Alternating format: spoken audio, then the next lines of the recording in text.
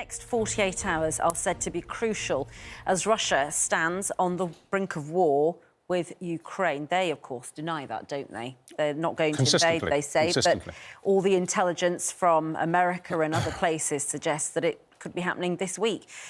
Boris Johnson is joining then last-ditch diplomatic efforts to stop any impending invasion. Well, despite British nationals, the British government urging British nationals to flee Ukraine while they still have a chance, some are deciding to stay put. But just how safe is it for them on the ground? Joining us now is English teacher Harry Lee, who lives in Ukraine, near the Russian border, and he's with his girlfriend Yana, as you can see.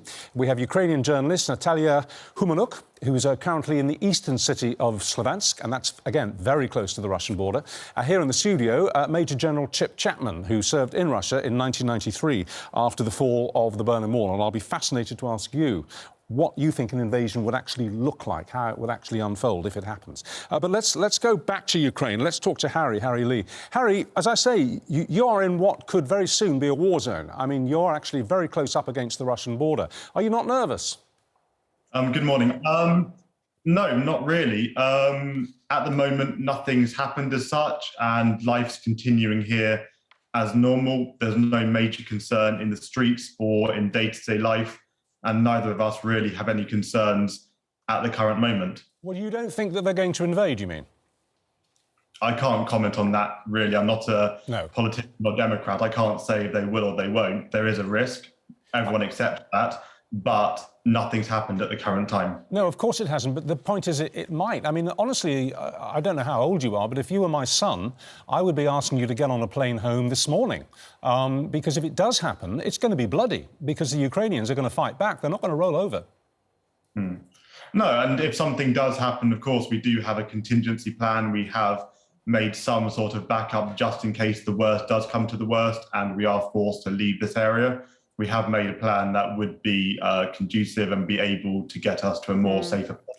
And Yana, morning to you. Thank you for joining. Thank you for joining us on the programme with Harry this morning. You are Ukrainian, and I wonder for you, you've lived through probably much more of this than he has.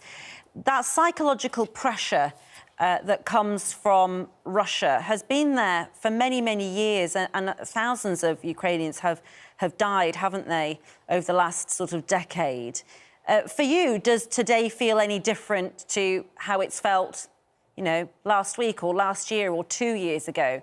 Does it feel any more pressurised this morning to you, given what you know of the history of that combative nature between Russia and Ukraine? So personally, I was born in Donetsk, and when the war started in Donetsk, actually my parents, not personally me, because I moved to Kharkiv 20 years ago, but my parents have already been in such situation, and we know about how does it feel. Actually, nowadays, knowing the whole situation, and not just me, it's not personally me or Harry, the people we know all around, we are listening to the news, but we try to believe, we try to stay calm, and we try to, we have a lot of refugees here from Donbass, and those people who have already had everything. But now we don't have such panic right now. We listen to the news. We're very grateful that we know, we have this feeling that a lot of countries, the UK, America, some European countries, we understand they might support. No, we're sure that they will support, but we still have hope that in some case, common sense will help us to finish or to sort out all this problem in a peaceful way. We don't have much for right now. Whatever happens, I mean, any news, we don't have a lot of worries, like panic. We don't have, honestly. No. Look, stay with us and stay listening. We'll come back to you. Let's come to Major General Chip Chapman. Are they whistling in the dark a bit here? Because if this thing does kick off, maybe as soon as Wednesday, as I said there, it's going to be bloody. Can you describe to us what we would see, the kind of scenes we would see unfolding if an attack began? Well, first thing you have to say is what are the 4 factors of success in warfare in the 20th century, which was translate. The first one is control of the air. So the Russians will pulverise the airfields of Ukraine and make sure they've got air supremacy. Will that begin as a nighttime set of raids? Probably. Yeah. The second and third things will be surprise and shock action. That is where you have the psychological dislocation of people on the border, like the journalist and the British guy in Ukraine. And it is that which is the key variable, because I think they'll do three things. Firstly, the shock and surprise will try and get them to Kiev, 60 miles from the border of Belarus, very, very quickly. If they get there, they can encircle it. And then the key variable, which you never know about in war, is what is the view of the government and how will they react, and will they collapse like they did in Afghanistan? And what is the view of the people? Will they resist? If you can overcome those two variables by surprise and shock action, from a Russian perspective, you have a chance. If you don't, then you're going to have the war after the war, which will be like what happened in Afghanistan. You make it sound a bit like, and we have to be very careful with analogies with the Second World War, which was obviously a totally different scenario, but you make it very much sound like the Blitzkrieg, the tremendously overwhelming attack by Germany into Belgium and France and the Low Countries. It would be like that, but from a geopolitical perspective, the better analogy, I think, is that Putin is Andropov Redux. Now, Andropov was the president of Russia from 92 to 94, but like Putin, he was a KGB agent. He was the guy who was in Hungary in 56. He was the guy who advised Brezhnev in 68. You shall not allow those countries to go into a different orbit.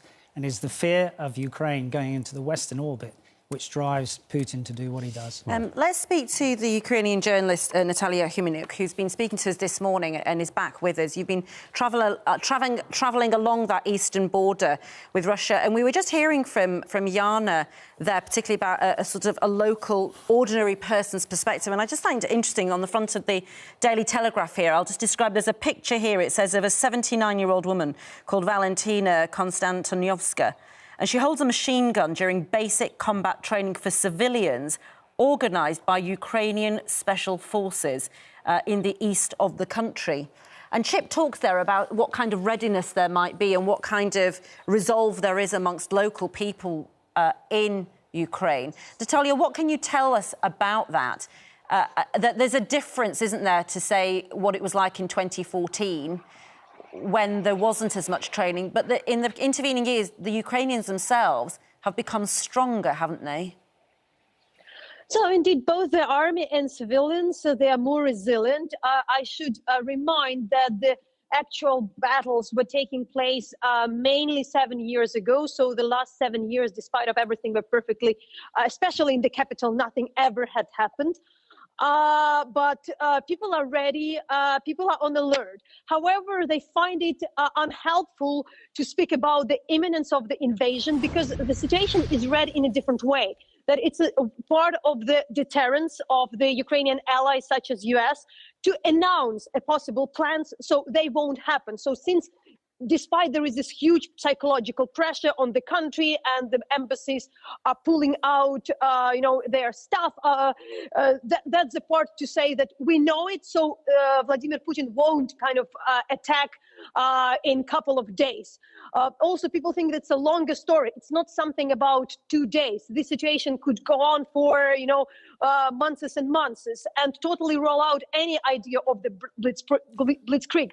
There is no doubt that Russia is a formidable force. It's one of the biggest countries, was one of the biggest powers globally, but Ukraine is one of the biggest countries in Europe from the point of the terrain.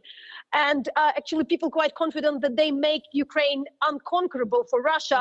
And even if the battle starts, that would last for months and months and months. That would be damaging. So the most important thing is to avoid this war at any cost, if the decision would be taken. All right, thank you. Let's go back then, having heard all that, let's go back to Harry and Yana. Harry, what we're hearing here is, from our correspondent there and from our Major General here in the studio, that if this thing does kick off, whenever it may happen, let's say it's Wednesday, it's going to be shock and awe. There's going to be a massive bombing campaign, probably in the night. Then there's going to be a major mechanised assault, which is going to be very, very aggressive and very fast-moving. And then after that, whatever happens, there's going to be a guerrilla war. Are you sure you want to stay there? And the important word you use is if something happens. Yeah. And again, I've got no intention of up and leaving Ukraine. I plan to spend my permanent life living here. And I think if I turn my back on the country at the first sign of trouble, it doesn't do the country the credit it deserves. and I'm not going to leave my partner behind anyway. I have the option of leaving, but Ukrainians don't have this, and it wouldn't be fair. And it just as a sense, because I suppose we don't know Ukraine, do we? It's not somewhere that, Harry, you're one of a few who may have ever from this country sort of spent time there. Yana, would you both just give us a sense of, what is the culture like of Ukrainian people? What is life like there on a normal day?